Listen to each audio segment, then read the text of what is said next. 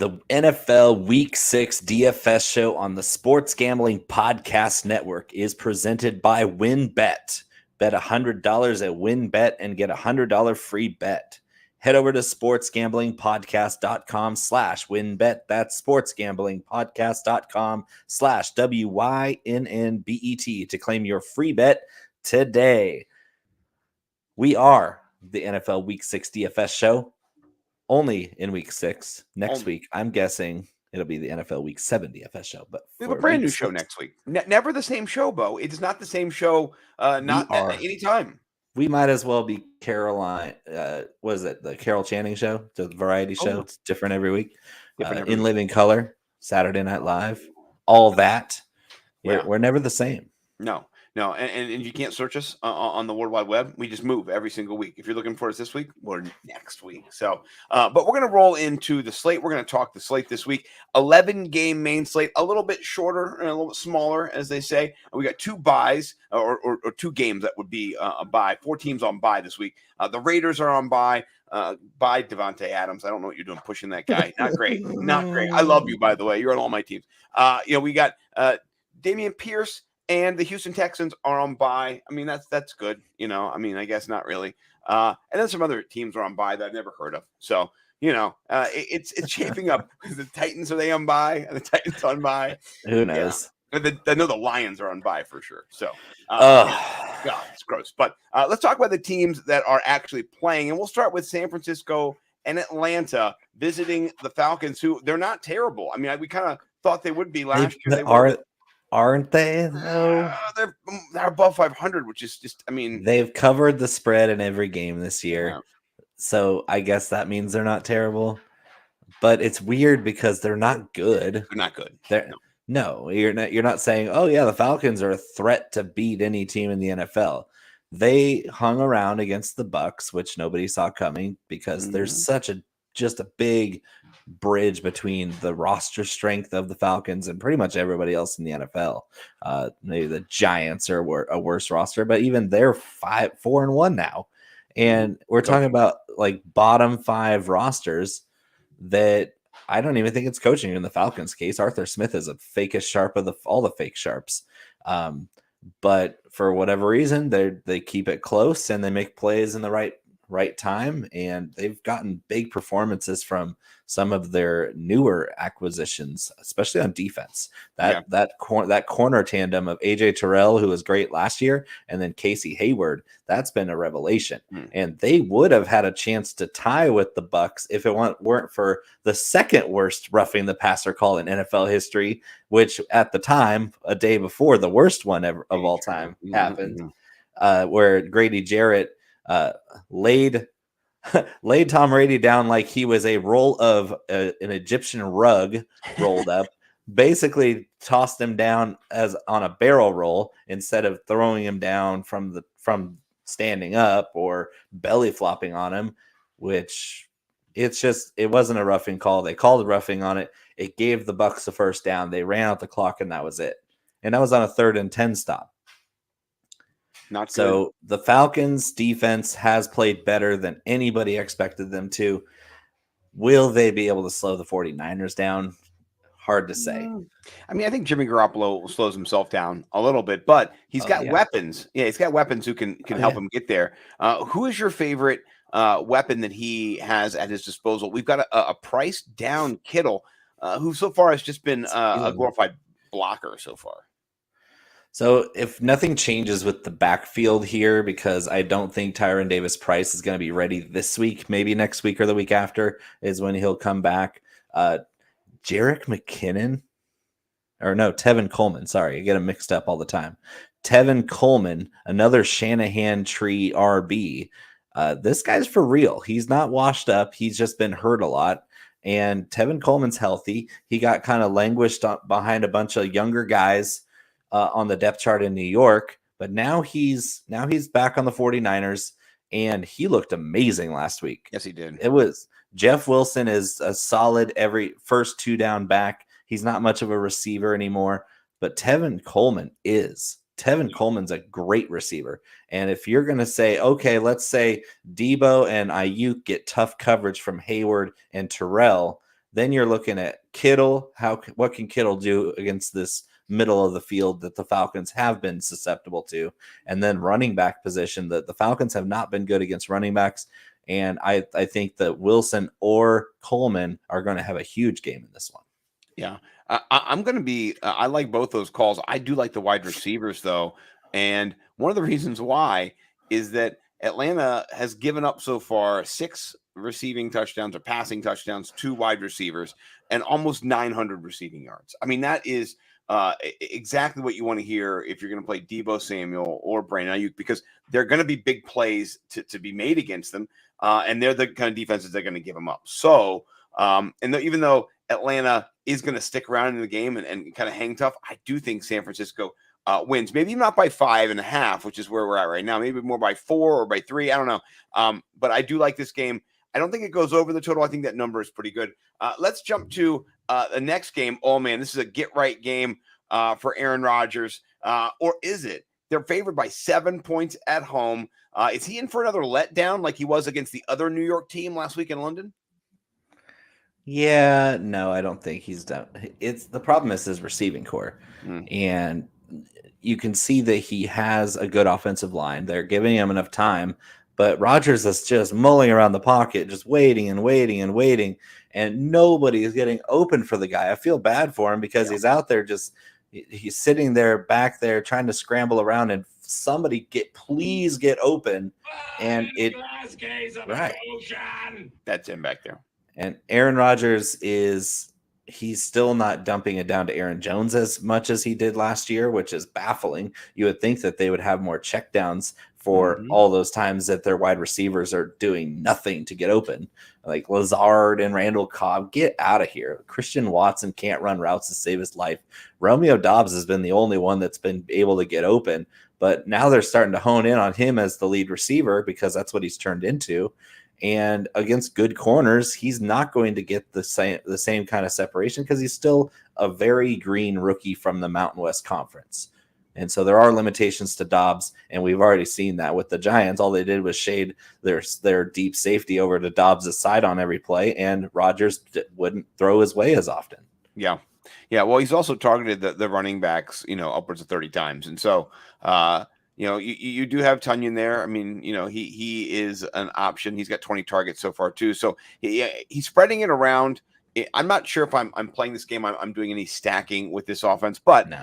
I do like Breece Hall as a run back. If you're looking at this game, if they're trailing, they're underdogs. You saw the passing volume there. You saw what he did in space. I mean, this is exactly why they drafted him. They put the draft capital out there. It's why I have him on my Scott Fish team, guys, and girls. So yeah, I got sniped in Scott Fishbowl on him. Yeah, I did not. I'm not in your league, but I'm sure you would have snapped him for me if you had the chance because he has upside. We knew it would take a little while, but now he's in that role. He should see 20 touches in this game. What do you think about him? Anybody else you're playing besides him?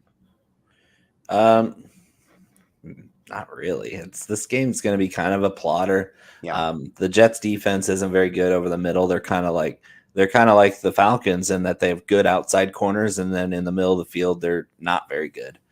So if I'm looking to get with a stack on this game, I'm going to do a skinny stack with Robert Tunyon or Romeo. I don't really like Dobbs this week because he's going to get a Sauce Gardner or a DJ Reed matchup, and they've been tough all year on everybody. They're young, but they're super good already, especially Sauce Gardner. Sauce Gardner's locking guys down from the jump in his NFL career. And I mean, we saw it coming. The guy didn't give up anything in college. And in the NFL, it's just more of the same. So it's not a very good game to stack. Maybe get a little cheaper. I love Breece Hall in this game. Just play Breece Hall. Breece Hall. You heard it here. And I don't know. The Jets might just beat the Packers. It could happen. Yeah, for sure. Totally. Yeah.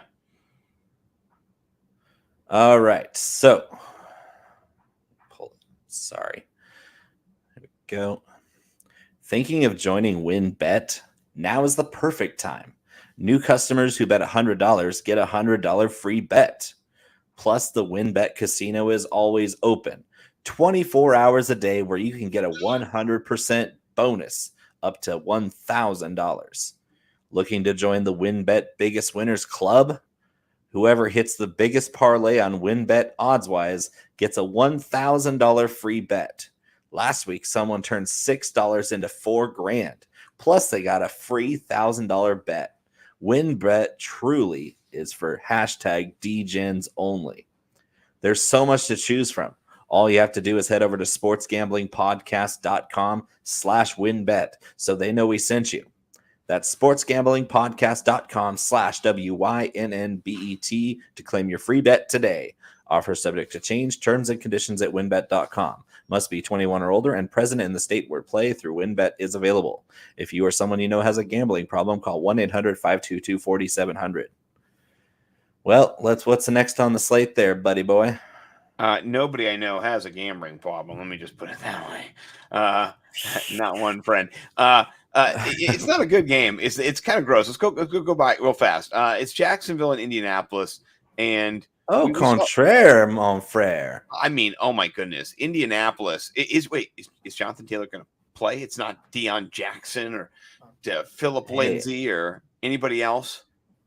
If JT is not playing, I'm stacking the Jags. I'm stacking Jags in this game. Oh yeah, for sure. And maybe some Michael Pittman because they're going to have to throw the football.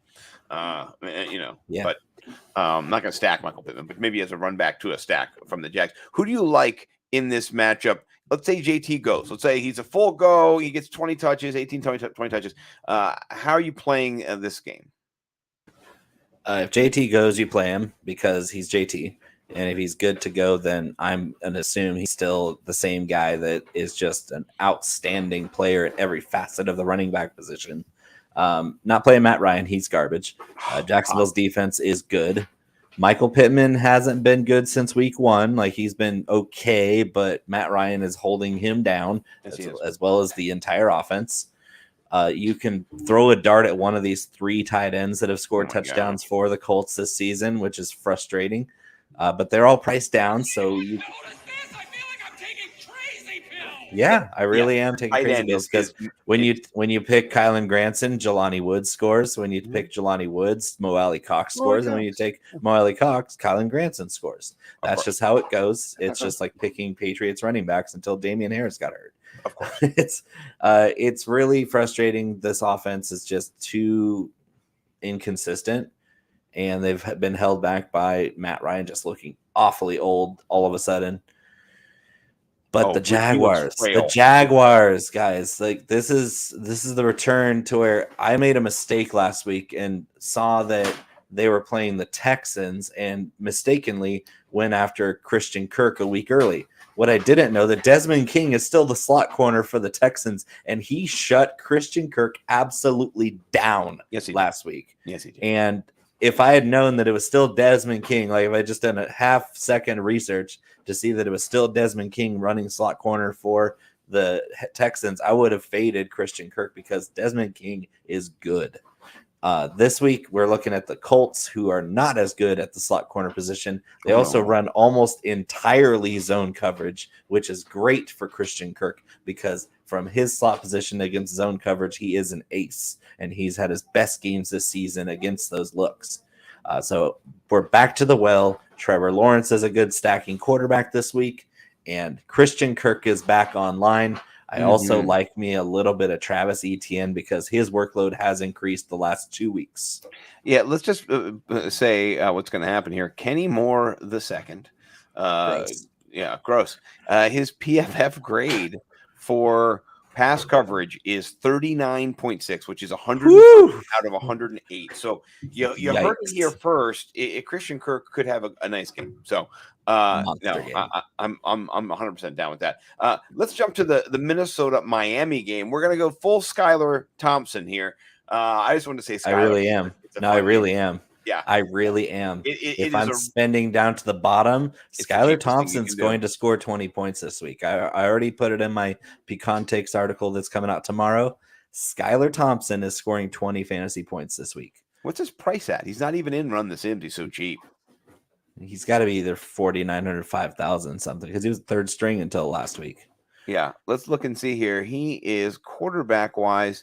He is 5K. Okay, I mean, come on. I mean, look at this offense. They're a facilitating offense. It's a Shanahan disciple offense with Jalen Waddle and Tyreek Hill. Right. What more do you need to know other than if you run those wide zone splits that they love, that they've just slashed through every defense with Raheem Mostert looking great this year. Yeah, Raheem Mostert's been awesome. He's a great play this week. But running those wide zone runs and then bootlegs off of that with play action and getting Waddle and Hill in short area space with Skylar Thompson, all he has to do is get it to him a couple yards down the field and let them yak it up like they do best. This could be a big kind of a Jimmy Garoppolo line where his throws are simple because he's not very good at anything else, but all you have to do is let your weapons eat. Right. Skylar Thompson is going to have those abilities, and the Vikings defense 23rd in the league against opposing quarterbacks. They're actually 30th against opposing quarterbacks in passer rating. So that's not going to get the job done. The Vikings haven't been able to get after the quarterback this year. They haven't been able to stop anybody.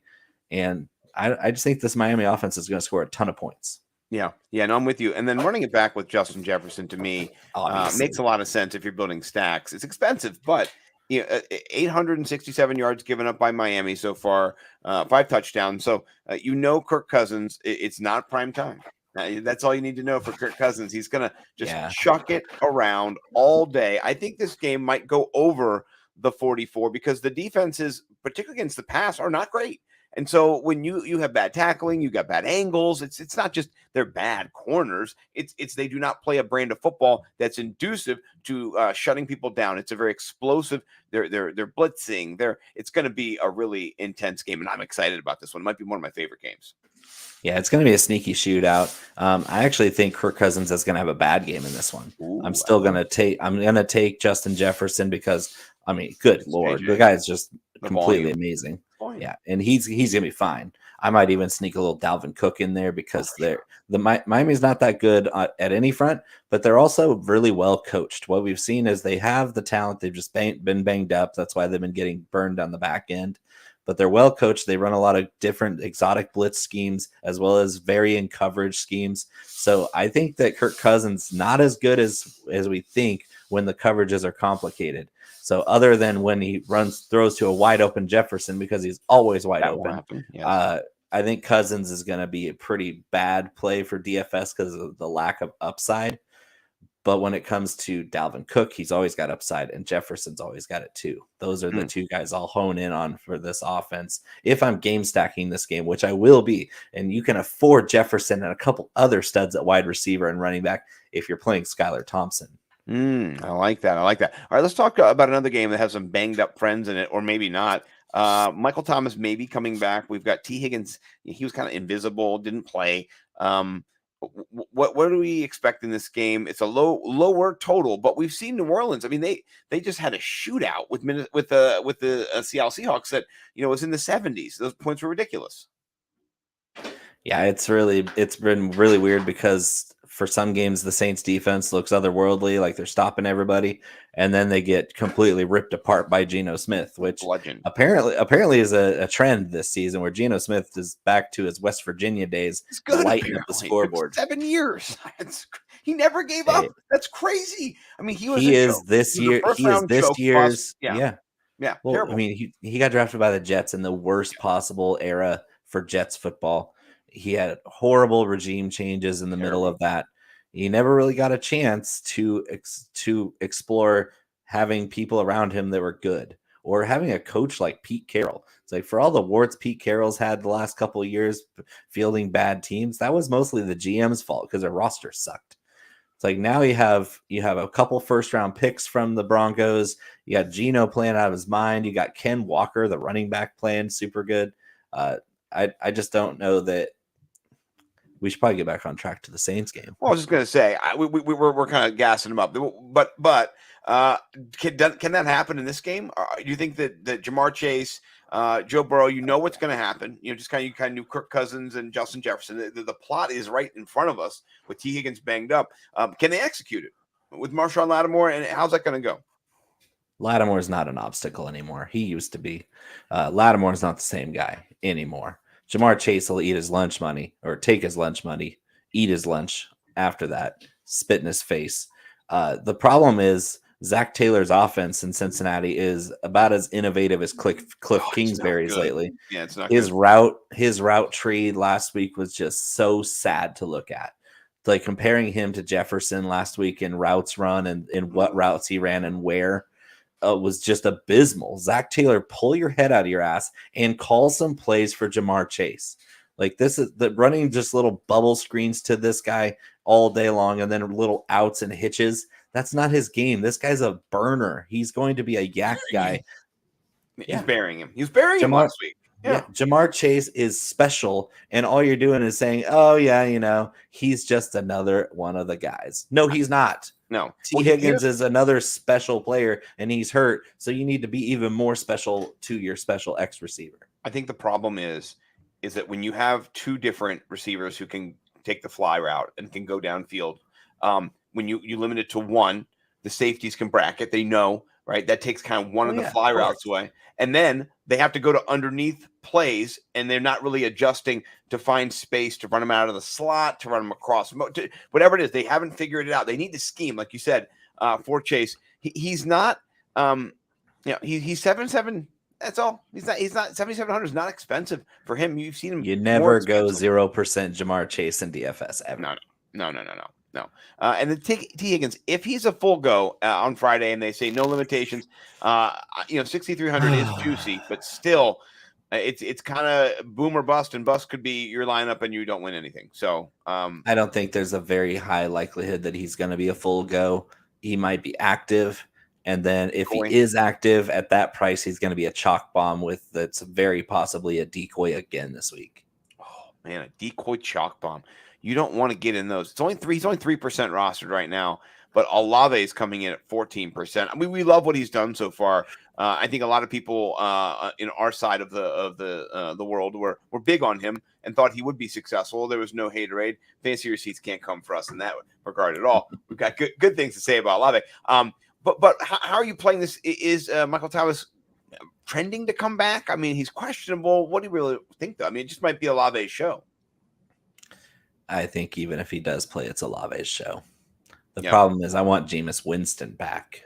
Andy Dalton is the reason why we had Taysom Hill blow up last week is because Andy Dalton is just horrible. Well, he's the red rifle, He's not anymore. Like even when he was a red rifle, he was the picture of mediocrity. Now he's in the twilight of his career and he sucks. And that's why we had all these wildcat plays for Taysom Hill. And when Taysom Hill gets full reign of the offense, he's going to score fantasy points, whether it looks good doing it or not. Yeah, I won in the not the hot box league. What is it? My brain is fried here. It's the first league, the league that we were in together. That Stoners League. I won in that. I had Taysom Hill. He scored 35 points in that league. So I know I'm not dead in the water. Even though I'm waiting for Deshaun Watson to come back. He's been gone for 2 years. It's really bad when you draft Deshaun Watson. One of your first picks never played. I got no Deshaun Watson in this league. You're a totally different person since you last played Deshaun Watson. Dude, you're a totally different person from then. Yeah, right. I've like changed every single. And unfortunately for Deshaun Watson, he's probably the same old piece of crap. It's not. No. I know. It's terrible. All right. We're late for an ad read. I'm sorry, but I'm going too hard. If you watch football, you need Fubo TV. We watch football. Fubo TV gives you complete coverage of college and pro football with NFL Red Zone, plus games in 4K at no extra charge. Over 100 channels of live sports and entertainment for a fraction of the price of cable. Watch on all your devices and never miss a game or an episode of your favorite shows with the included cloud-based DVR. Plus, there's no contract, no commitment, and you can cancel at any time. Right now, you can try Fubo TV free for 7 days and get 15% off your first month. Just go to FuboTV.com/SGP. That's FUBOTV.com/SGP. What is Odds Trader? Odds Trader is a place to compare odds from all major sports books. You can also compare the different sign-up codes and promotions from sports books to get the best deal. The app also provides players statistics, key game stats, injury reports, and projected game day weather for bettors to make the most informed bets possible. It also has a bet tracker so bettors can keep records of all your games and betting activity. You can do handicapping, play-by-play updates, live scores and bet tracking, player and key game statistics, game day weather. Bet Tracker allows you to keep records of all your games and betting activity. Go to oddstrader.com/Blue Wire. OddsTrader, the #1 site for all your game day bets. All right, Scott, let's take it home. Oh yeah, that's what she said. I mean, pause. I'm figuring it out here. This next game, though, it does give me pause because Saquon Barkley is 7,700, and I don't think. I mean, it doesn't make sense. I mean, maybe he's across the pond before, and they were like, "Oh, Saquon, it doesn't count. It's on American soil." But the algorithms kind of messed this up here because he's kind of only offense they have, and my kind of thought is if they're winning, he's running the ball. If they're losing, he's catching the ball. Either way, he's getting the ball. He's probably going to get 20 plus touches. Are you on Team Saquon? Because 20% rostership says a lot of people are on Team Saquon this week. Well, it should be, and it's running back. So when you're building lineups for DFS, running back is all about points per salary dollar. Yes, and even 20% ownership is not that much. Especially for a guy at the very top of the board with a very high likelihood to hit his ceiling. Ramondre Stevenson's at 27. Kenneth Walker's at 22. So he's right. But yeah, and those guys are cheaper options with just as much. I think their boom rate's actually lower than Saquon's because Saquon is the kind of guy that's doing it every week. He's getting all the touches. It's everybody's you're chasing last week's points on Stevenson and Walker, and even though they might have another nice performance, it's not as likely to happen as Saquon. And Saquon's an $8,500 player that's priced down by $800. That's why he's chalky. Agreed. So eat the chalk on Saquon because he's absolutely worth it. I'm 100% agreeing with you. He is. These are actually, and listen, I'm going to tell you this. I write and I do my writing for my DFS tonight and last night I did my writing. And so I wrote before any data comes out, before anybody comes out. And my 3 running backs are Saquon Barkley, Ramondre Stevenson, and Kenneth Walker. And those are because at those price points, you have a nice floor for each of them. But Saquon Barkley at his price point in each of those different groups has the highest ceiling. It's unequivocally it's the best play you can have. I think at running back this week. It was last week's Austin Eckler, and I think that's where we're going to leave it at that. Is there anybody else you want to play in this game from the Giants squad? And then no, okay, no, you like Daniel Jones. Actually, so, I would like a little Daniel Jones this week because he does have rushing upside. He has gone. This is maybe I didn't do the research, but this might be the first time in Daniel Jones's career where he's gone back-to-back games without a turnover. And so if you're combining not turning the ball over and maybe scoring some touchdowns and adding 40, 50 rushing yards, he's priced pretty well for his upside, especially this week. Yeah, why is he so cheap? 5,200. I mean, you said play Skyler. I'm going to play Daniel Jones. Yeah. I'm going to play both of them. I think, well, yeah, but here's what I love. I love this. He could steal some touchdowns from Saquon, so don't stack them necessarily. I think that'd be hedging your bets in the wrong direction. Yeah, it's not a stacking game anyway. This isn't like your game stacking higher. It's a run back. It's a run back. Yeah. Speaking of that, who do you like? Let's say you're doing Lamar. Is it Lamar and Andrews? Because he's his wide receiver 1, tight end 1, number 1, everything. Or you're doing something different. In most scenarios, I'm just going to run Lamar out there by himself because I'm going to be spending down at tight end this week. But yeah, if you're going to say, hey, this game might shoot out, we might see a little bit more life out of the Giants. I don't know if that's the case. I'm going to be a little bit lighter on Lamar this week just because I think that they're going to blow the brakes off the Giants. The Giants are the worst 4-1 team I've ever seen. And I've watched a lot of football over a lot of years. This team has no business whatsoever being 4-1, and they are. So you give them credit for banking those 4 wins, but I wouldn't be shocked in the slightest if they miss the playoffs still. Yeah, I got to shout out Matty Daddy. He said 2 of the best. I gotta say, it takes one to know one, bro. Dude, that guy's legit. Don't even front. I wish my beard looked like his still. God, man, I fucking my beard. I love my wife though. I want her to hear this. Anyway, but Lamar Jackson, he's only 5% roster. Daniel Jones 6%.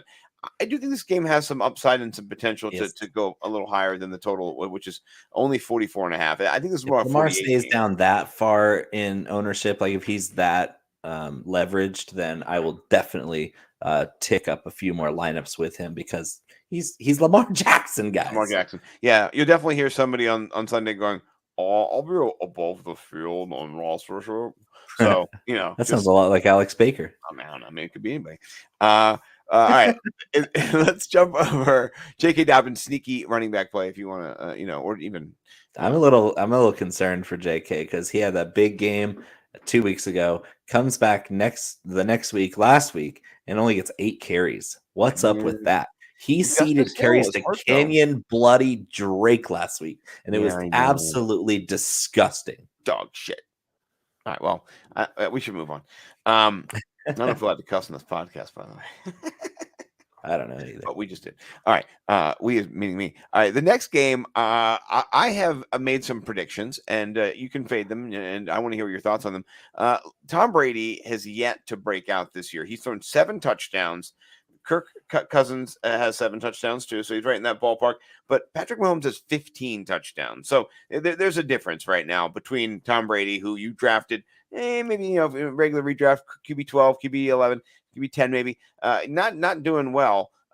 Is he bouncing back this week against Pittsburgh? I mean, Josh Allen put on a clinic last week. He's still throwing touchdowns to Khalil Shakir. Yeah, this is the week. Pittsburgh's defense is so bad. So bad.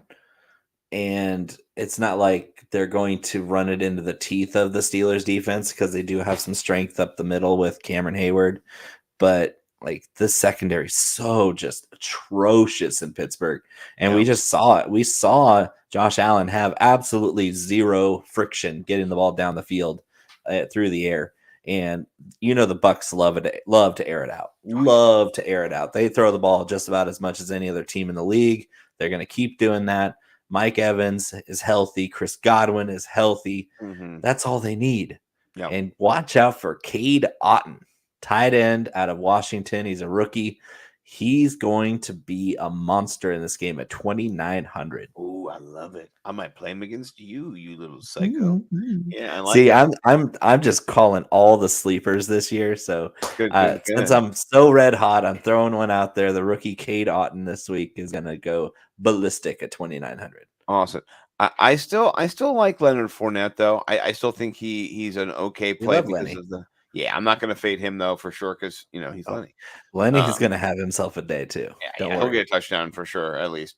All right, let's go to the next game here on the slate. New England, Cleveland. Gross, disgusting. Yeah, not my favorite game here. This might be a game. I mean, honestly, I'm writing about it for the Sports Gambling Podcast Network Stacks article. I'm going to run Njoku and Ramondre Stevenson. That's a little tiny stack because you know what? You those are cheap plays. You can get them for 10K, right? And I mean, in this game, New England has given up 5 receiving touchdowns to tight ends, so 1 per game. They definitely do not police the middle. They've got okay corners. They didn't get one up last week when we thought they would. They did not. But I'm going to keep predicting until they get one up. So I'm never going to stop. No, I love Njoku. I think I will be fading. I will be underweight on the chalk on Stevenson. I will have too heavy. 27% is ridiculous. I'll have about 10% of my rosters with Ramondre because you don't want to miss it at that 6,000 price is pretty good even for him. It's higher than he's ever been, but it's also like he is the big dog this week. He is the big dog until Damian's back fully healthy. And this might be the chance where he just takes over the backfield. Where I don't know if he's that good. Like we're saying this about a running back who wasn't really that good at Oklahoma. He's not very agile. He doesn't break that many tackles for being a bigger guy. He's not an amazing receiver, even though he's got receiving work on his resume. But he plays for the Patriots, who love to run the football, and they have a great offensive line, and they have their quarterback is Bailey Zappi until further notice. So they're going to pound the rock. They're going to run behind that great offensive line. And Ramondre is just fine. He's above average and good enough to run behind that line and that scheme and put up some big numbers. Yeah, for sure. You don't want to be no weight on Ramondre, but it's 27, 30%. That's kind of high. That's some chalk you don't want to step in. This is the only time we're going to have clarity with the Patriots backfield, so enjoy it. For sure. Who's the backup running back? Because that might be the guy that gets 25K. Yeah. Pierce. Whoever is the active running back behind Ramondre, maybe throw one lineup out there because who knows? Bill Belichick might just go, well, Ramondre is pretty tired after last week, and we're on to the next week. And we decided that the game plan would say, let's give 31 carries to J.J. Taylor. Right. It's just how Bill works. Everybody in the world's going to have Ramondre Stevenson, and it might be somebody completely different. Yeah, Jacoby Myers will catch 2 touchdowns. So they might hand off 4 jet sweeps to Nelson Aguilar for all we know. Don't you do it. So do we have one more ad read left, or are we Nope, that's all the ad reads. Oh my gosh, I love that. Okay, so we got 3 more games left, and then we'll get you out of here. Arizona visiting Seattle and Geno Smith. We talked about him up a little bit earlier. We get a little excited, get a little hype for him. He's only $5,700, and he's at home. I mean, that is, oh man, it's going to be chalky. I think he's 13% rostered already. All of them are priced down. They're all going to be chalky. I understand that. What chalk are you avoiding? What chalk are you eating? I mean, DK Metcalf is 13. Geno's 13. Kyler's only 8. Ooh, Marquise is only 5. Okay, so I've seen some lighter chalk that I do like. What about you? Yeah. So cash games, Geno for sure. Geno, DK. I might even do some more stacks with Tyler Lockett this week because he's putting up just as good a numbers as DK Metcalf. He's a lot cheaper. And if you're playing Geno, you can get this game stack because I don't think this is going to be a low scoring game. I don't think there's any chance of that. Right. Both of these defenses are pretty bad. Geno's on fire, so 13% might not be even too high for him. Yeah. And the way he's playing, ride that wave. I might dodge the chalk on Ken Walker this week because the Cardinals haven't been too bad against running backs. They're getting torched over the middle by tight ends. Tight ends, they are second last.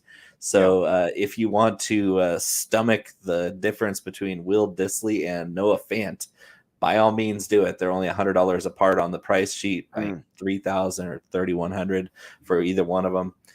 Those might be little stacking options to go along with one of those wide receivers for Seattle. But the Hollywood leverage play, where he's a little bit overpriced at $7,200. On paper, the Seahawks are, I think, 6th against wide receivers. That's a red number next to a name that is going to give you more leverage because people aren't going to pay up $7,200 for a team that with a red number as part of their ranking. Nope. And so Marquise Brown's getting double-digit targets every single game because the Cardinals run the most plays in the NFL. They run mostly pass plays. And Marquise Brown's getting all the targets until Nuke comes back. So this is a huge opportunity to leverage the field and get Hollywood Brown for one more week before Hopkins comes back. Yeah. And that's where I'm going to plant my flag for leverage plays. Definitely Hollywood Brown. As long as he stays around that 5% mark, that's going to be a huge leverage spot for you. So if there are any other players you want to name before I get to name any players? Now, here's what I'll tell you. I'm teasing. I'm going to say something. I love if you're going to run a stack in this game, because Tyler Lockett's 23% rostered and because Geno Smith's 13% rostered, that's a lot of chalk you're eating there. If you stack, and then if you go jump to running that stack back, with Marquise, that 5% breaks up that chalk. You're just getting you're basically avoiding all that chalk. It doesn't even matter anymore. It's like a cancel. If you're playing blackjack, I don't get in the weeds here, but you're counting cards. It's a good card count there. So I do love this game a lot, particularly the pass catchers. What about this next game? PJ Walker making his NFL start. I know this is his first start, but first start this season. No, it's first start this season. Yeah, he started before and not great. Him of the XFL fame, I think it was the Houston I forget now, but he played for Houston. I have the hats of some of these different teams back there, which were pretty cool. I want to say it was the Rough Riders, or was that the Rough Riders? No, I can't. no, I think there was the Houston something. I'll figure it out one of these days, and we'll come back next week. Stay tuned next week. But Carolina, 40 points is the total of this game. The Rams are favored by 10.5. Their offensive line has like 3 guys. The Roughnecks. I was close. Roughnecks, yeah, yeah, close. I can't see this number and have faith in it. What do you think about this number? So this game is interesting. It's really, really interesting. I think the Carolina Panthers are going to get a 1-week emotional boost from not having that piece of crap, overhyped, just terrible wet blanket of a head coach, Matt Rule. I agree. He should have been fired 3 games into his 7-year contract. The dude has been awful since he got into the NFL. Absolute dog crap of a head coach. And they've tried to patch it together, blame everybody else in the franchise except for Matt Rule. They fired the LSU offensive coordinator that took Joe Burrow and Jamar Chase and Clyde Edwards-Helaire to the national championship. They fired him early on in last season. They filled it in. They've run through all these quarterbacks. It's always been Matt Rule's fault. It's always been Matt Rule's fault. Yeah. All of this is Matt Rule's fault. He sucks.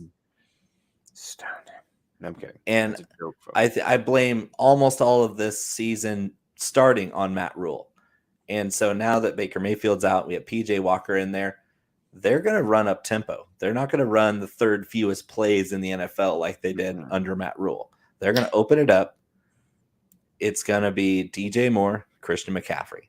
And they asked PJ Walker today what his job is. And his job is he said to get the ball in the hands of his playmakers and that's it. And I was like, well, that sounds good. That sounds really nice. That sounds like a great change. What a novel idea, Carolina. He's 4,900, by the way. I don't know if I want to play him, but I'm definitely playing DJ Moore. I am definitely playing DJ Moore this week. Yeah. On the other side, Cooper Kupp, not 99 anymore. He's 97. It's like I got downgraded on Madden. 15% rostered. Still pretty out. Carolina defense is not good, but they're also not terrible. They've been the strength of the team, which doesn't say much. Well, how can Cooper Kupp do it? I don't understand. Matthew Stafford has 1 second to throw every single time he drops back. So it's pretty remarkable. Panthers only have 8 sacks this year, which is towards the bottom in the league. This might be a get-right game for the Rams, but I do think Carolina goes in and beats the Rams this week. Big upset. I like it. All right. 1 week emotional boost from not having their head coach hanging over them. But I don't think it lasts because I don't think this team's very good. PJ Walker could be atrocious against this defense. But I want DJ Moore. For whatever reason, I'm paying for DJ Moore. I'm going to have him all over the place because we're unleashing DJ Moore this week because it's just the right thing to do. Shh, I'm not telling anybody. All right, last game. We'll get you out of here. I'm really excited about this game. Do you know that 80% of the money is on Buffalo to cover the 2.5 points on the road? That's how much faith people have in them. I'll just say this. I think this game goes down to the final possession. I think it's one of those games where you mean a classic like last year's playoff game, one of the greatest games ever played.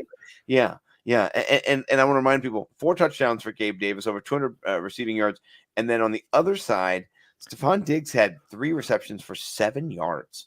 Not that's indicative of what's going to happen this week, but that's the backdrop, right? They shut down one side of the field. They shut down one of their players, and the other one just feasted on them. So they're not going to do that. They bracketed Diggs. Yeah. And then Gabe Davis was running 1-on-1, and Josh Allen. Ankles. Josh Allen made Gabe Davis in that game. Yeah, he got him a big contract. No offense to Gabe Davis. He's an okay player. But Josh Allen is the reason why he had 4 touchdowns. Yeah. And Josh Allen's going to eviscerate this defense again. You realize that in that playoff game, the Bills pitched a perfect offensive game. They did not punt a single time. They scored a touchdown on every drive and still lost because they gave up the field goal in 13 seconds and then they didn't get the ball in overtime. Yeah. They played a perfect offensive game and lost, and that never happens. And I think that there's no way that the Chiefs defense can keep up, especially when the Bills defense is twice as good as the Chiefs defense. Even if you say their offenses are equivalent, the Bills are a better football team. And guess what? The biggest difference maker in the last year's game was Tyreek motherfucking Hill. He's not there anymore. He took his talents to South Beach. The wide receivers for the Chiefs are terrible. They have Kelce and nothing else. Nothing. And CEH playing half the snaps and scoring touchdowns miraculously every game. Yeah, catching him on the one. It's just going to be. I think the Bills are going to absolutely destroy them. I think they're going to go into Arrowhead and beat the tar out of them to get that revenge from last year. Yeah, I'm building a couple different stacks in this game, and they all have Travis Kelce. This game's going to be a huge stack. Yeah, super stacks. I'll give you the rosterships, and then we'll get out of here right now. 18% for Stephon Diggs, Juju Smith-Schuster 13%, Gabe Davis 5%. Get out of here. Khalil Shakir 2%. Okay, that's absurd. Tight end wise, let's go and see Travis Kelce real quick. 10%. Okay, that's not too bad. It's gonna be hard to build around him, but if you're Josh Allen 16%. Yeah, Mahomes 8. So you gotta have many. Yeah. Oh yeah. I'd do a Mahomes, Kelce, Gabe Davis, and Diggs. I'm doing both of those. That's great. 4-way stack. And of course, I'm going to have probably 20-25% Josh Allen again this week. Yeah. Hell yeah. All right. Where can people find you, Mr. Bo McBrayer? You can find me on Twitter at Bo_McBigTime. That's where all my stuff is. Check it out. Fantasy Pros. We got the top storylines every week. We got the hot takes every week. Storylines was out today. Hot takes will be out tomorrow.